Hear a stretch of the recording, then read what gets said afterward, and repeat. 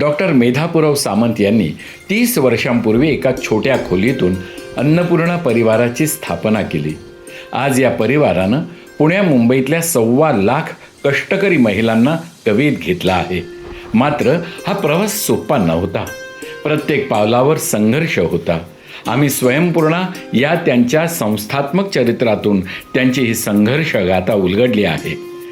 संस्था चालू केल्यानंतर त्यांनी घेतलेले कष्ट, आलेली आव्हानं, मिळालेली मदत, पुढे जाण्याचा ध्यास हे सारं काही प्रेरणादायी आहे.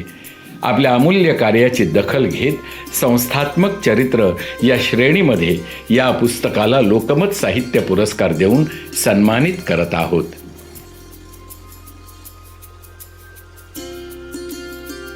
यानंतर संस्थात्मक चरित्र आम्ही स्वयंपूर्णा डॉक्टर मेधापुरव सामंत.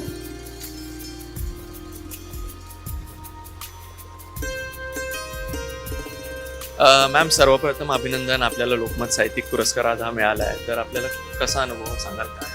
मी डॉक्टर मेधापुरव सामंत. अन्नपूर्णा परिवार ही माझ्या घराखाली 8x8च्या खोलीत सुरू केलेली संस्था, त्याचं संस्थात्मक चरित्र आम्ही स्वयंपूर्णा ह्याला हा लोकमत समूहाने पुरस्कार देऊन आमच्या अन्नपूर्णा परिवाराला एक ओळख प्राप्त करून दिली आहे. आमची ओळख आहेच, आम्ही कष्टकरी महिलांचा समूह आणि मी एक सुशिक्षित महिला असून ह्या कष्टकरी महिलांचा समूह आणि त्यांना बँकिंगपर्यंत पोचवू शकले ह्याचा मला खूप आनंद आणि अभिमान आहे.